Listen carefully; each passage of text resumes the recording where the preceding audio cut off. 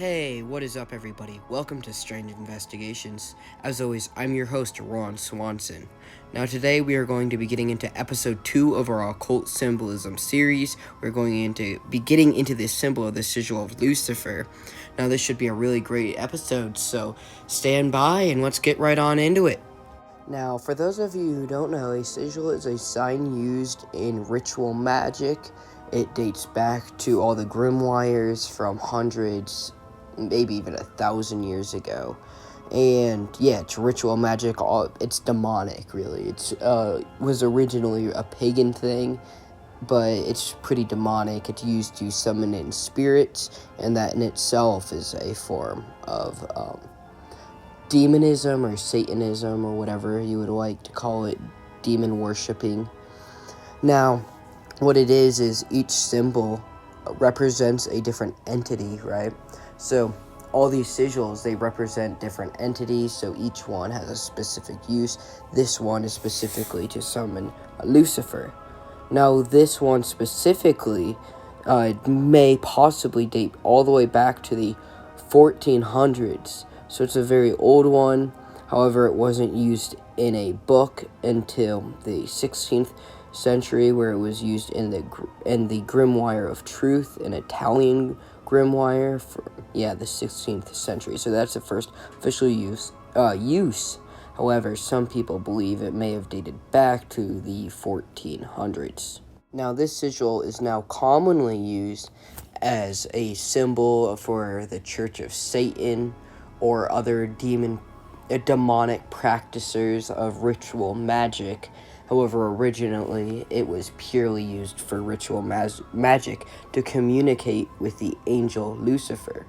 And what it is this visual symbolism of the angel Lucifer.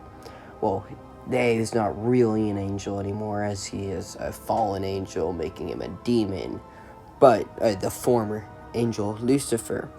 Now, it more than likely derived from a magic square. However, the origins of that magic square have been lost, unfortunately, so I cannot confirm or deny that as a fact.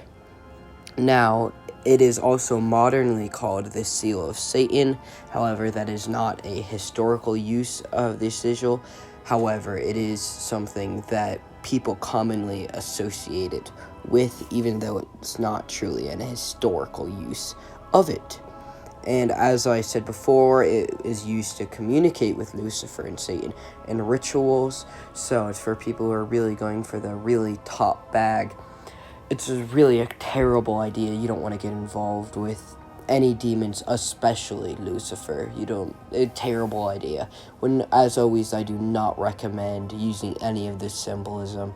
Very dark, very pagan, very anti-God, anti-Christ, and it leads you away. And it'll just bring even more temptation and pain into your life. It could possibly be leading to making these deals that you see all these famous people you hear about them making, such as Led Zeppelin, as I formerly talked about in a prior video. But yeah, so it just gets him in contact with you. So it's a way to contact Lucifer, really. So yeah, that in itself is just really, really dark. Finally, we are going to be getting into the modern day usage of this symbol. Now, the symbol is oftentimes used by those who are in the Church of Satan as just like a calling card, although a lot of those people don't actually know the symbol's meaning and are actually using it to contact Lucifer, but more of just to piss off Christians. Unfortunately, that tends to be why a lot of the things they do is what they do. Now, also, this symbol can be found in people who practice magic, or witches, you might call them. So, those are two groups of people that you probably want to watch out for.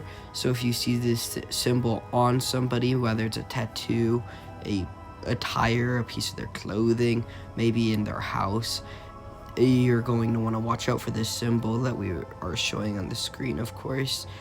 And you're just going to not want to be involved with these people, because they are either just trying to piss off the people of God, or they are attempting to contact Lucifer himself, which is pretty terrible and not something you're going to be wanting to get involved with, as you don't want to connect yourself with the Prince of Darkness. That doesn't sound like a very fun person or fallen angel to become inclined or connected with, I would say. So yeah, that's my take on this whole symbol. It's definitely one you're gonna be wanting to watch out for. It's a little bit less simple, or less commonly used than the beehive, as I showed last video or last episode of this occult symbolism series. But yeah, it was a great episode. Glad you guys all could come out and enjoy this vid. So have a great rest of your day, or have a wonderful night, no matter what time you're watching this. And God bless y'all. Good night, or I guess good morning if it's a morning. See ya.